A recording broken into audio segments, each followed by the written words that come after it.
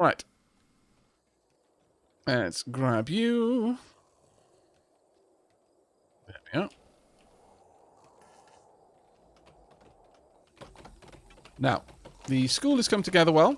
That one is not going to be a problem at all for us. We've got research as well, technology that we research through our academies, our laboratories and libraries. We haven't really gotten to that part yet, but we will. Now, the other thing we did, we recently unlocked the ability to build some better eateries. We can now make restaurants. Restaurants are a posh way of consuming food. They offer better tasting food and a place to sit and socialise. They require coal to operate and have a slow production of meals.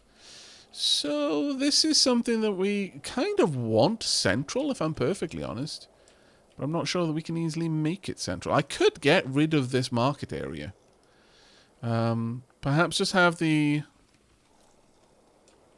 move the markets down here and then just have an eatery up there. Yeah, I think that would actually be a better choice. So, given that then, we will just copy this room, and I'm going to place it there. That's just so that people around here can easily get access to the market goods they need, like furniture for their housing. And while that's happening, we are going to delete these rooms. So bump, bump, and these as well. Restaurants, we will go with filling this out like so. It's going to be a little bit of support needed in here. There is structural support in the game, so you do need to be mindful of how large a structure you're making. You can always build it that big, but it'll require more materials and need maintenance more often if you make it unviably big.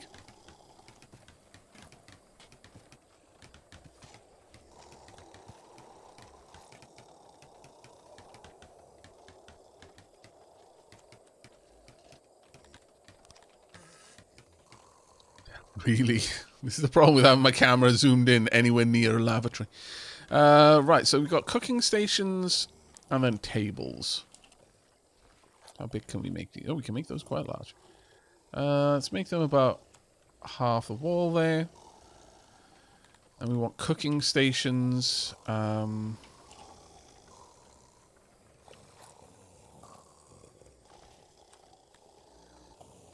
be 8 employees. Can I make that smaller? That's not very good.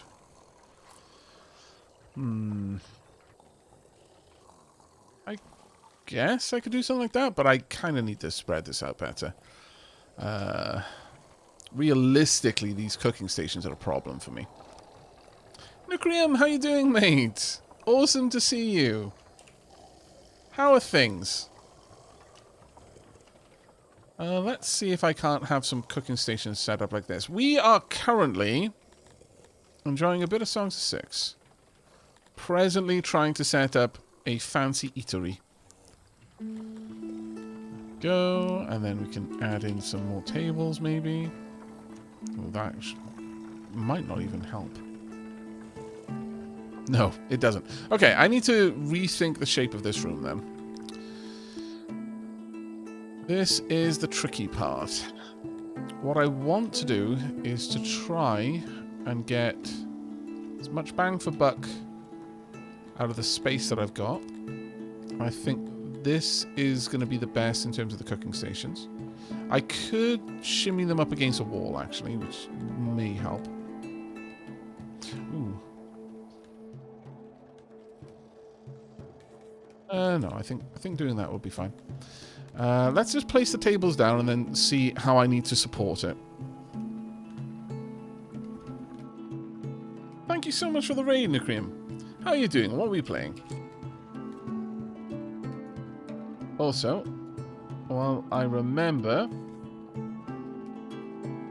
thank you very much for the raid earlier, Blues SCV. If you're not familiar, please make yourselves familiar by clicking on the link right at the top of chat right now. And as soon as Twitch will let me do it, we will have a link for Nucleum as well. Both extremely fine individuals who produce wonderful content. If you're not familiar with them, then you really are missing out, and you should make yourself familiar forthwith.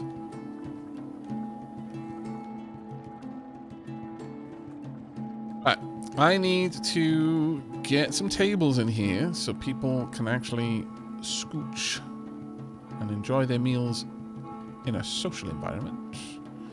Oh, there we go. That'll work. Can I... Yes! Yes, I can.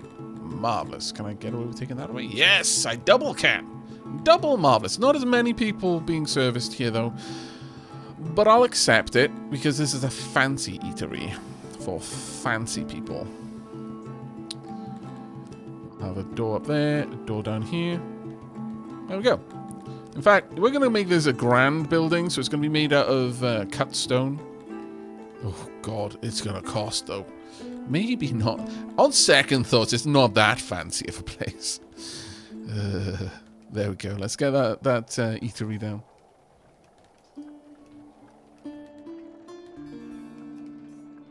Oh, come on, Twitch. You've got to wait another 24 seconds. I'm not allowed to have friends, apparently. But what were you playing, Nucrium? Hope you had a fantastic stream, mate.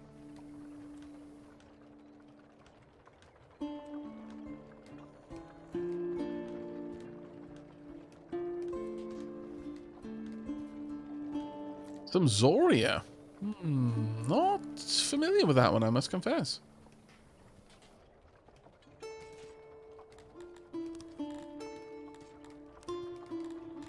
Let's get some light over here. I know the peeps will enjoy that as they're walking around. A little bit there as well. And then maybe some trees too. Pop some benches in front of them. Party-based RPG thing. Ah, okay. Right, there you go. Now, chat, if you aren't already following Nucrium, you can also click that button once again at the top of chat to drop him a follow as well, and I highly recommend it. Once again, both fantastic creators. If you're not already following them, then you are missing out. I've seen Nucrium playing this once or twice, or I don't know when the last time was. When was the last time you played Songs of Syx? Are you familiar with the latest patch? And if not, are you holding off until the next update, which isn't too far away from what I understand?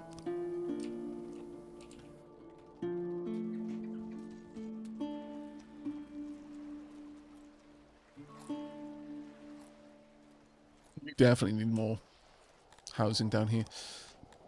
But let's have a look. Where is the worst issue of people having work but not being able to live there? Okay, so we've got a lot of people unable to live in these areas. So the way we fix this is now that we've unlocked basements, we go to this,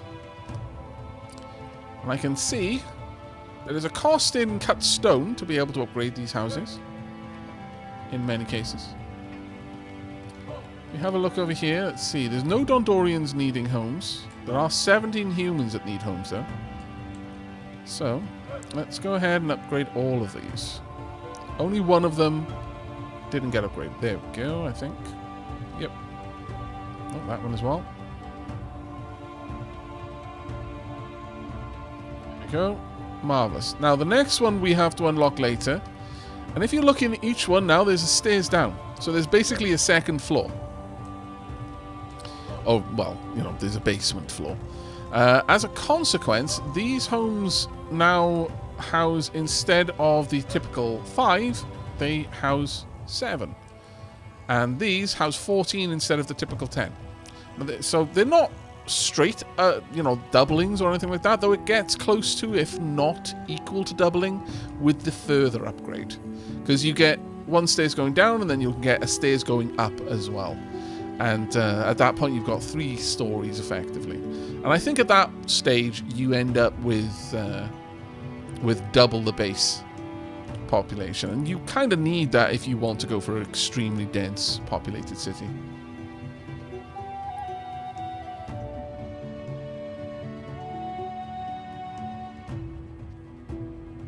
They do naturally segregate based on job proximity, yes. Well, they will... So in terms of the segregation, species will only live in a house with the same species. So if we had 3 Kryptonians living here, we couldn't have any humans living here as well, even with the basement. However, they will naturally try to live close to where they work. And if they can't, they will just live wherever they can. But because of the way that jobs are prioritized, and you can prioritize jobs in lots of different ways. What I've done is I've mostly prioritized around fulfillment, and then secondarily around what they're really good at. In most cases, they're good at what fulfills them, but there are some exceptions. So by upgrading these houses, I would expect more humans to move up here. But as you can see, that it hasn't always been the case. But as you make more room for people to move around, basically having some spare housing in the different districts, so like spare housing near the farms, will encourage Kryptonians to move down there, because that's more likely to be where they try to work. Though we have got some spare housing down there right now. So there is room for some shifting to happen. Most of the humans will live up here, I would imagine, though, because this is where the vast majority of the humans work. Oh, thank you very much, Spectre Grim. Diolch yn fawr iawn, mate. But as you can see, using cut stone to upgrade the buildings like that is very expensive. There are much better ways of doing it. Or just by having more houses, effectively. And in fact, to that end, I think we're going to copy this over as well. So copy this area, complete with benches. I don't mind. We're going to pop this down right about here, I think. Have the benches pointing that way. There we go. Let's get all of that moved up. I'll add a bunch more rooms there. As soon as this is ready, then we're going to have a fancy eatery as well, which I'm going to be extremely happy about. But as you can see, we've already a decent amount of the humans have moved up here due to the expansion of this place. And the rooms will look different because they're decorating them individually with different furniture as it's made available. If we have a look in their access, and you can do this by species, each race in your city can be given different access, and they have different furniture requirements anyway. So for example, I'm allowing my Telapis to have wood, furniture, pelts, pets. In fact, I'm going to increase the furniture and the pets for them. And I'm also going to increase the fabric that they're allowed. So that will raise the prestige of their housing, and they'll decorate them. So the fact that some of these have tables and chairs, that's because I've allowed them to have furniture and certain types of furniture. The humans, for example, they want jewelry and pottery. The Kryptonians, they want clay and jewels. And the Dondorians want cut stone and Scythian ore, which is kind of this world's mithril, if you want to think of it like that. They'll also have different kind of floors as well. Some of them will be look a little bit more rough. This is the Argonosh. We've got a couple of Argonosh slaves. So these are our spider tanks, effectively, 240 kilo spider people. They have a more almost fleshy looking room, but I imagine that's more just chitinous slick stone, a more humid environment perhaps. We've got some lizard folk over here. They got quite colourful houses with pools of water and things.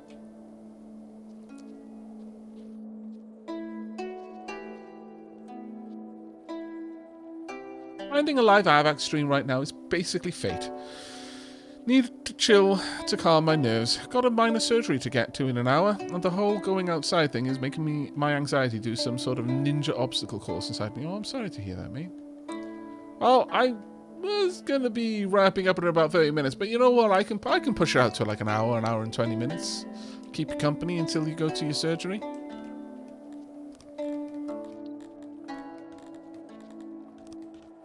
Let's pop down. Let's overwrite these roads, I think.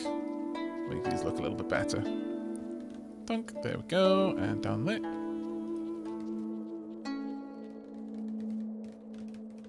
The arena dropped in popularity ever since the bodies were removed.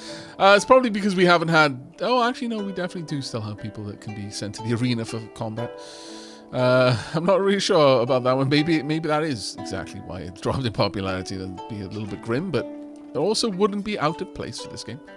Our warriors are training hard right now. Currently, we need 55... Only 15 of my 70 Tilapia archers are fully trained. 55 of them need to train, and 48 of them can currently train. So I would imagine the vast majority of the training is archery that they're doing right now. Of Iffin's Immorals, our Crotonian melee squad, only 27 of them need to train. We've got 43 fully trained melee fighters, which is actually quite nice. And that is having an effect on, you know, natural raiding chances. Raiders are like, yeah, no, we can go somewhere else. It'll be easier if we fight someone else. And that's right, it would be. You're very wise. My God. The amount of rotten produce that is just being hurled at these people in the stocks, I don't even. If you've got that much food to waste, people, then I'm going to cut your rations.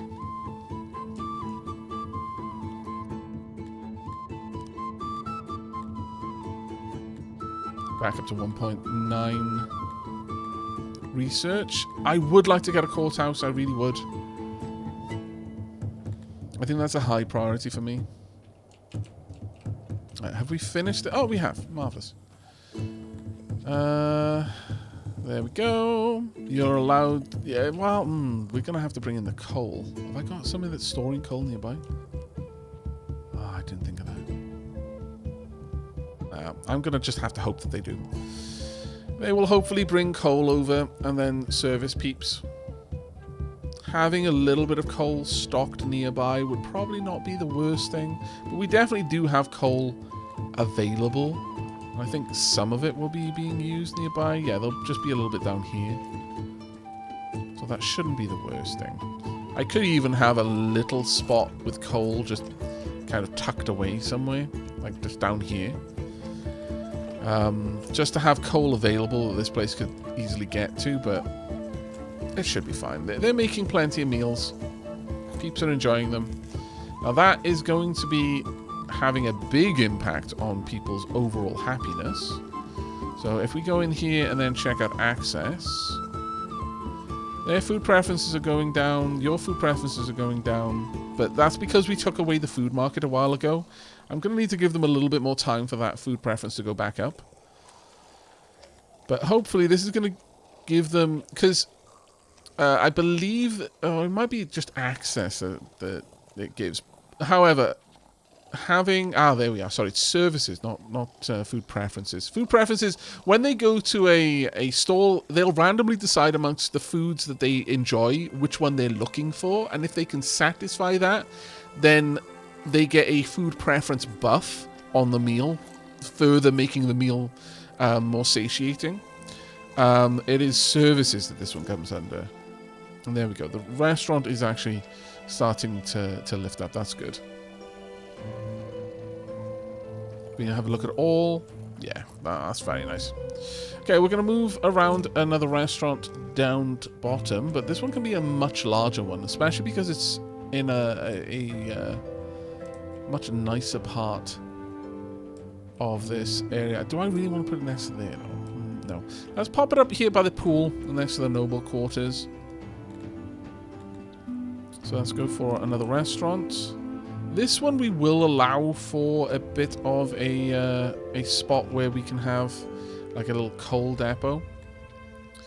So cook stations, something like this.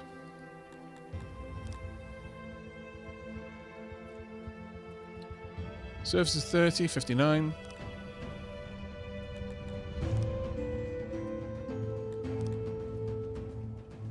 See how many tables I can put in here. If I turn the tables this way, I'd need a lot more tables. Let me have a look, because honestly, the cook stations kind of throw me off. I wasn't expecting cook stations to be so needy in terms of the space. Let's leave a little room for a little room, just out there, where we can store the coal. The food they can easily collect from down here. I'm not going to worry too much about that one. In terms of the cook stations, smallest I can make is that. But because of the fact that, if you have a look at this, this is going to service 3 employees. Well, let me make the room a little bit bigger so I can showcase it properly. This one will service 15. So there are, if I shrink it down, so 15 with 5 people or 3 with 1.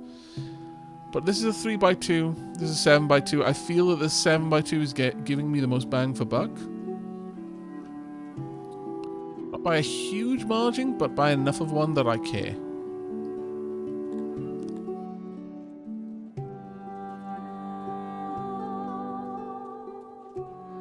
The cook stations probably don't need to be strictly in the same room, but they have to be nearby, I would imagine.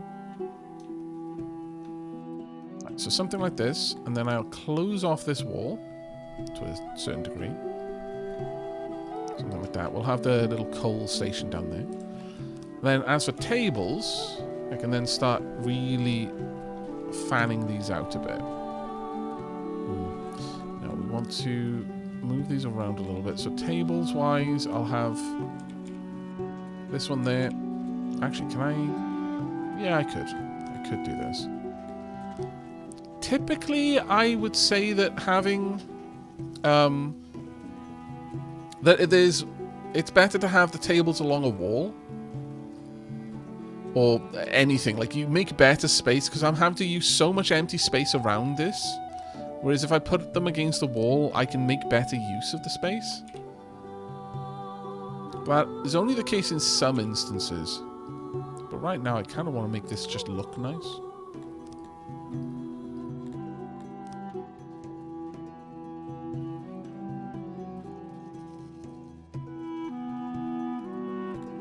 Let's have a think. So I could always make it a bit of a different shape as well.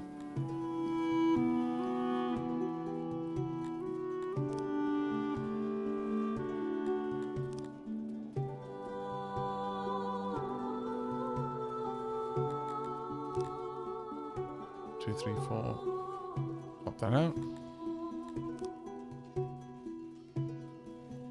Okay. I haven't quite got enough tables yet. Let's bring this out just a little bit more.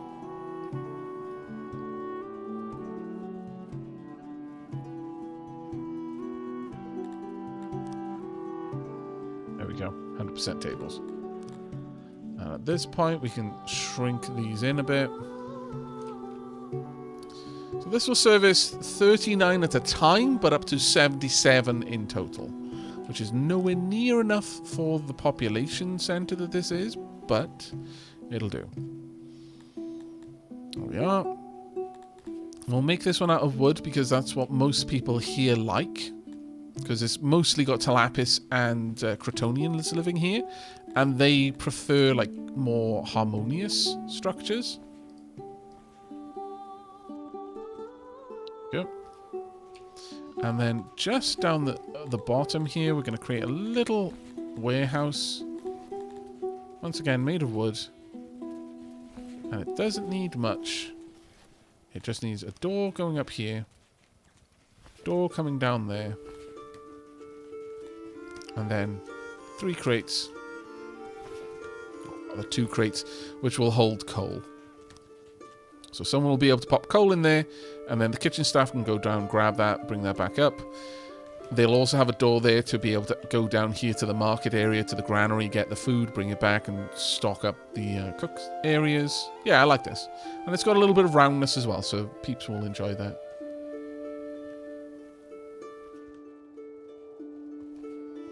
But as for needing to be in a room, they technically need to be part of the same room as far as the game considers rooms, but you can make rooms effectively look like they're partitioned into separate rooms, but that's more of a look thing. The Aussie Gamer, thank you very much for the 4 months, mate. And Flean, diolch yn fawr iawn for 19 months. Thank you so much for the support.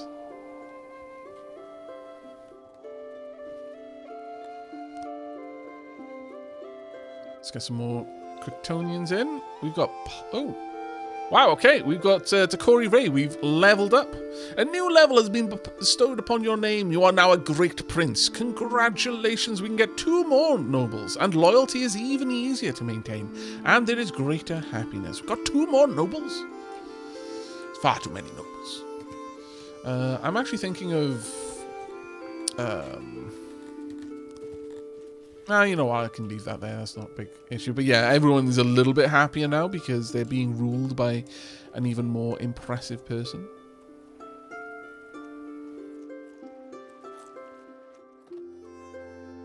We still haven't done anything over here, and I'm really not sure what we're going to do, but I'm starting to feel more and more like having the Aurochs be taken care of within our own settlement makes a lot more sense. Having the wood cutting done ourselves makes less sense to me. Got a load of research, so I can now grab Law and Order. And I think it's something we're going to do. That used up pretty much all of my research available. Hopefully I've still got enough to go a little bit further, but we'll see. Kiddos are in here, being tutored. Or would be if there were people there. I probably need to create a little tiny warehouse just off to the side. I'll make this one out of regular stone. Doesn't need to be much. Just something like this. And then a little door right there. And then crates along the wall. This is just to store some paper. If I need more than that, I can upgrade the level of the warehouse, which will give it much greater storage capacity.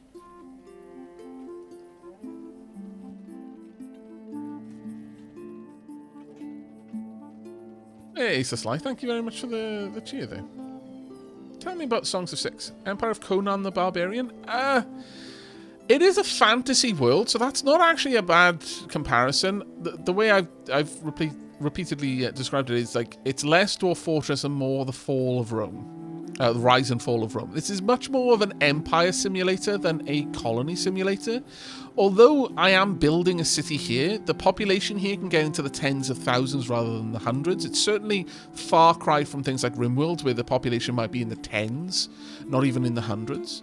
And outside of this, I've got the wider world that I can interact with. In fact, I've got several places which I control. In fact, I need to upgrade this one. So let's go and do that now.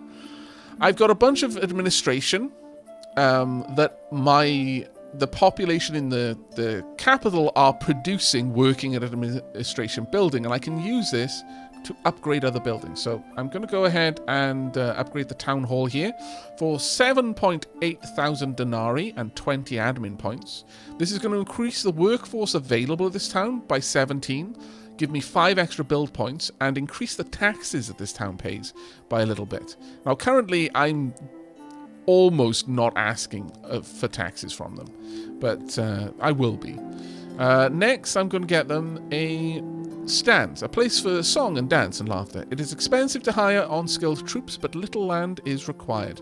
So I need 4 workforce, and again 20 admin and 1.95k denarii. But this is going to increase people's loyalty and their general happiness. So there we go. They're now getting happier again, and loyalty will start to rise. So at the moment, the maximum sort of population that I'm going to see at this place is only 1.32. It's not enough. We want that to be a lot higher. I've got 17 workforce that I can use. I might need to increase the overall health here, because right now I'm giving them 2.5 health, but the population size is removing 2.05 health. So eventually that'll be a problem for me. I could increase this. Humans are especially affected by the stand, so I could increase it further and use more workforce and more admin and increase the loyalty even more. But realistically, I think public latrines is going to be a big one for us. Without this, we're not going to be able to grow much further. Not safely. Next, I would also like to get a nursery. This will take 1 build point, 20 admin points, but it'll give me workforce, because I'm about to use up a bunch of it in urbanization. We're going to increase the population capacity by doing that. That now takes us all the way up to 2.08k. Now, to get to the next town hall level, I need a population of 2,000, which we can now comfortably hit. So I don't need to do anything more, and then at that point it'll give me a load more workforce and a load more build points and more taxes again. I've still got 4 build points though that I can use however I please, if I have cash, which right now is the thing that's holding me back. So I'm going to quickly go and do a very quick trade. I'm going to give you some random odds and sods that I've got. Let's start off with livestock, because I really don't need... Well, actually, we don't have much of those. I seem to have sold a lot of those already recently. Let's sell off some furniture, some pottery, cut stone, and some armor. There we go. That'll give me 15k. So I'll take 15k. I'll leave them with a little bit of profit, because that'll increase their opinion of me, which is always nice to have. These are going to be a very important trading partner for me. So I'm happy to generally court favor with them.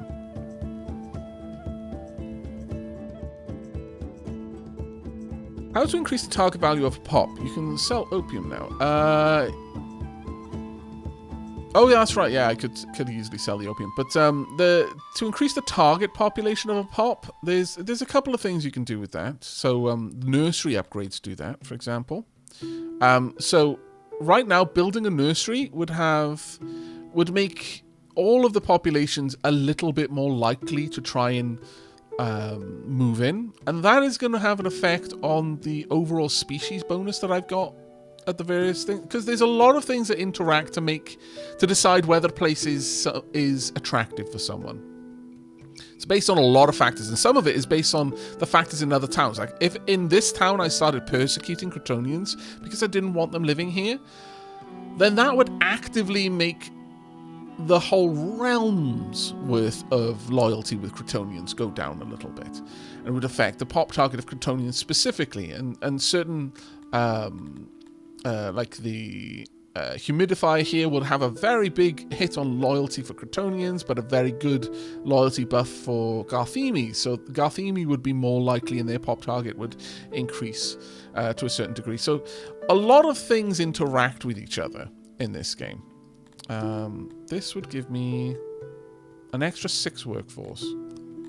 Is that something we need? Also, religion will affect things. So, for example, loyalty will increase, but also the overall presence of that religion within your kingdom, within all of your lands, and that has an effect on certain stuff.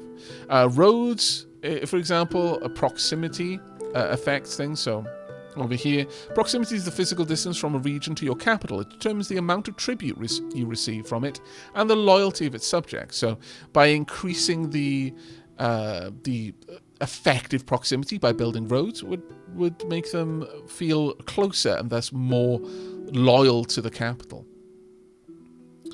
There's opposition here because there's a lot of different religions represented, and some of them get on with each other better than others. Now, what I would very much like, I think, would be to get this. So I need 5 build points to start harvesting wood in this location as well. There are other things I can do as well. Like, for example, I can get a garrison. That would only cost me 1 build point, but it would actually give me a garrison. There would actually be troops here stationed that I'm not paying for. They just exist. Well, I kind of am paying for it. I'd have to build the garrison, and I have to maintain this place with admin points. Though that being said, doesn't actually take admin points. So yeah, no, this would just basically create a town militia, or better than a Crown Militia. This would be a natural garrison. But it would also increase loyalty because I've got trained troops here. A barracks wouldn't increase loyalty, but would increase the conscripts that I could take from this region.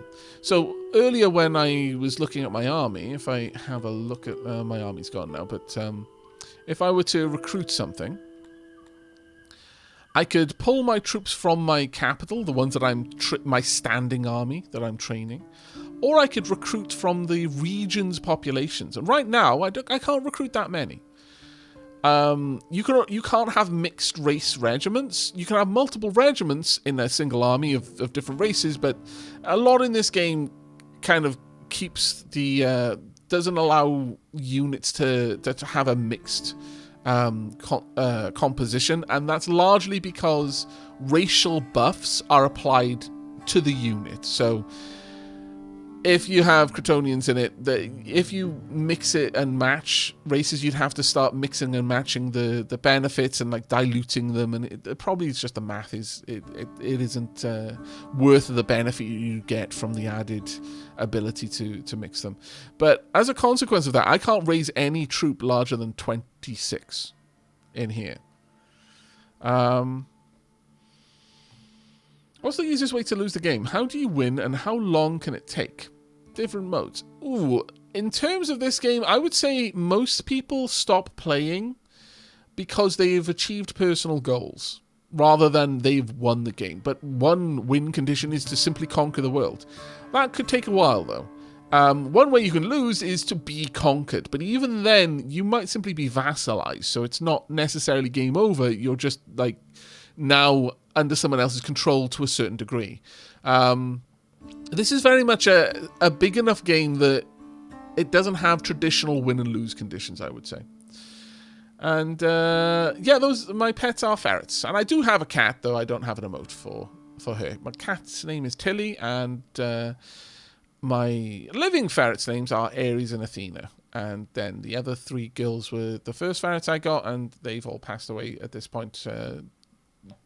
They were very old at this point. They'd be like 9, 10, which is about as long as you will typically see a domestic ferret. If you've got a bit of polecat in them, then they tend to live a bit longer, just because the kind of wild genes are a little bit more healthy. But yeah, Siri, Tally, and Midna. But, as I was saying, if we build a barracks here, then we can actually recruit more troops. And almost every building can have multiple levels to it. Then finally, you can just straight up build walls, and everyone likes walls.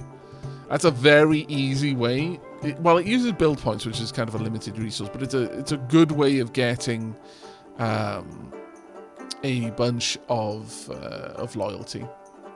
Now, with all of that done, I would like one more build point. That's going to take a while to get to, though. And by then, I'll just get 10 extra build points. So, I'm going to say we either upgrade something we've got, like taking the cotton farms up to 180 for 3 build points, or we can upgrade... Well, no, we can't even do that. That requires more build points than I've got. Could increase the workforce, but I'm not sure that necessarily helps. Unless... For 10 workforce, I would gain 1 build point. I wouldn't quite get there, though.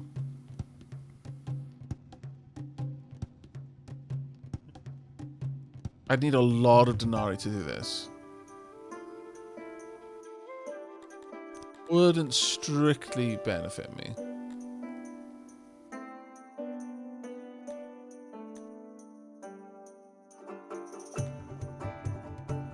There are lots of other buildings you can build as well. Some that will help, like your industrial...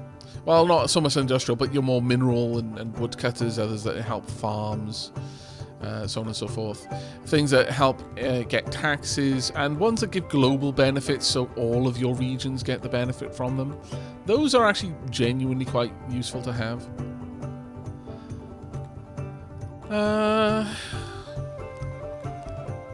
I think this might be a case of simply waiting. That being said, between these two, I could increase that. Yes, we will do this actually. And then if I can get the denarii, I can then increase this one quite a lot actually. But I can get it up to the band station. Place for song and dance and laughter. That will increase loyalty quite a lot, so I'm willing to do that, sure. Let's go ahead and do another trade. Again, we will trade with you. I can sell a bunch of the opiates to you. I will then get 12,000, sorry. There we go. And with that, we will increase you. And now it's just a matter of waiting. We will, again, this gives us a nice bonus to our happiness. I could curb the amount of Garthemis and Amevius that move in, or try to, by having the taxes up there, and that would mean that I'd get 162 per day, but I just don't see the need to, frankly. I feel that the money is trivial compared to the resources. The resources are what I need. And given that, sure, we're going to upgrade that. We're now getting 780 cotton per day. That is a big haul. And if we go down to Moken down here.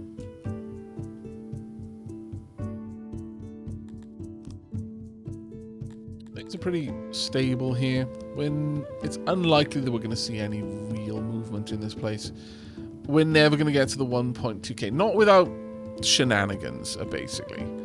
I could possibly cause some issues and expand the population a bit more, but it would require that I persecute populations, and I'm fine with this. This little place is bringing in a tiny little bit of cash and some opiates every day, and keeping an area open for me.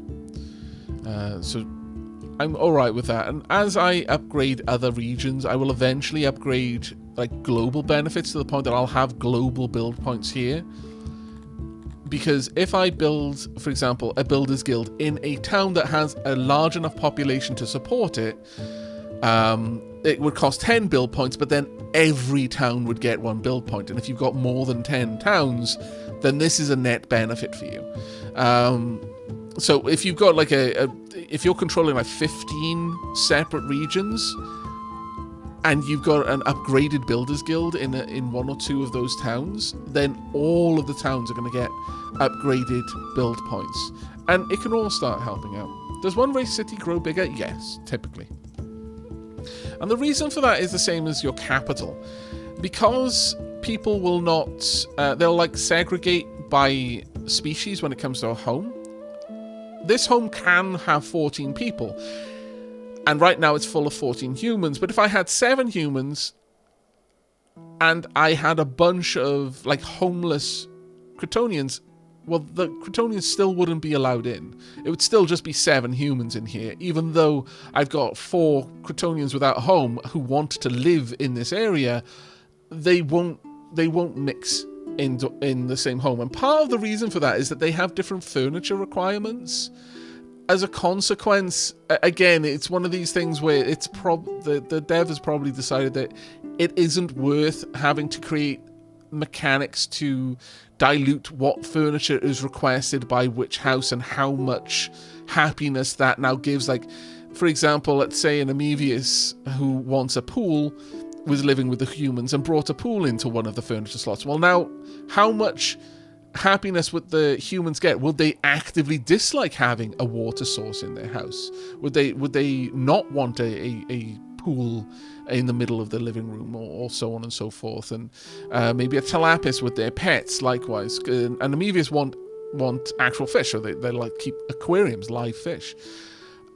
And so I can see why, from like a game development point of view, it just creates extra things that you need to then account for, and makes an otherwise an already somewhat complicated system much more complicated. There might not be an easy way to kind of show the player why something is working the way it is, like why people aren't as happy as you might otherwise think they should be. But as a consequence, the more separate races you have in an area, the less capacity for housing you have, because there might be inefficiencies in how they're allocating housing. At least that's the way I read it. Let's get all the migrants who want to come in. There we go. And we've got a decent amount of cut stone there as well, so I can further upgrade these houses. We'll go for the big uns first, because they get the most bang for buck. Yeah, people are already moving in.